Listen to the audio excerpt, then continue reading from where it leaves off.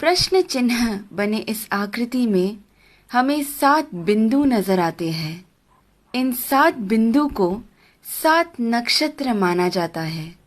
इन्हें सप्त ऋषि मंडल के नाम से जाना जाता है। ये सप्त नक्षत्र सप्त ऋषियों को दर्शाते हैं। इस प्रश्न चिन्ह के अंतिम भाग से शुरुआत करते हैं। यहाँ से पहले बिंदु को मरीचि ऋषि के नाम से जानते हैं। उसके बाद में जो बिंदु है वो कहलाते हैं ऋषि वसिष्ठा। ऋषि वसिष्ठा की बाईं ओर आपको एक छोटा बिंदु नजर आएगा। ये बिंदु ही है अरुंधति। ऋषि वसिष्ठा के बाद आते हैं ऋषि अंगीरसा।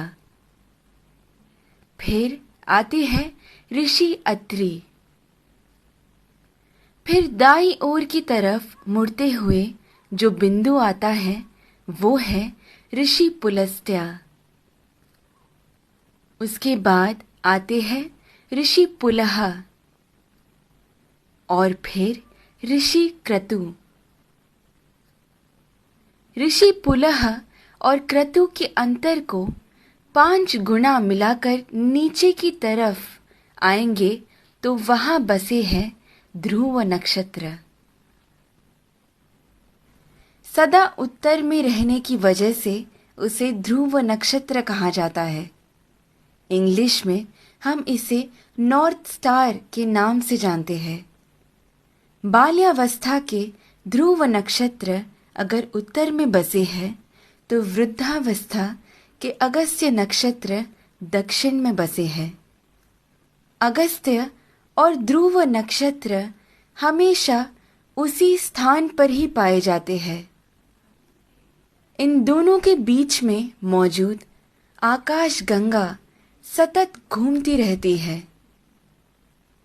इस कारण से हमारी धरती अक्ष के ऊपर घूमकर घूमती रहती है। ये सच है कि सारा जगत भगवान के इर्द गिर्द घूमता रहता है, लेकिन वो हमें कभी नजर नहीं आ सकता। भूमि के अनेक कालों में से उसे 4 काल में छांटते हैं। ऊपर नजर आ रहा पीठ के बल सोया हुआ प्रश्न चिन्ह के आकार में बना हुआ सप्त ऋषि मंडल हमें वसंत ऋतु में ठीक ऐसे ही नजर आता है। आगे बढ़ते हुए शिशिर ऋतु यानी ठंड के मौसम में हमें सप्त ऋषि मंडल ऐसे नजर आता है। फिर शरद ऋतु में जब सारे पत्ते झड़ने लगते हैं तब सप्त ऋषि मंडल हमें ऐसे पीठ के बल सोया हुआ प्रश्न चिन्ह के आकार में नजर आता है।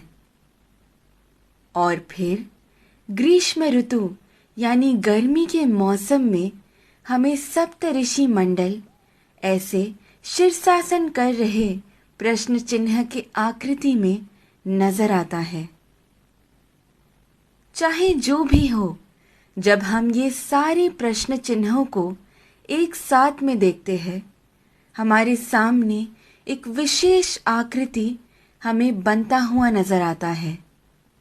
वही कहलाता है हमारा स्वस्तिक। स्वस्थ का मतलब है आरोग्यवान।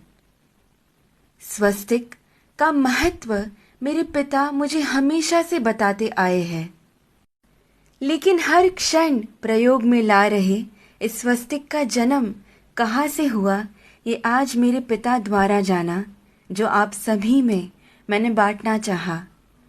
ध्रुव नक्षत्र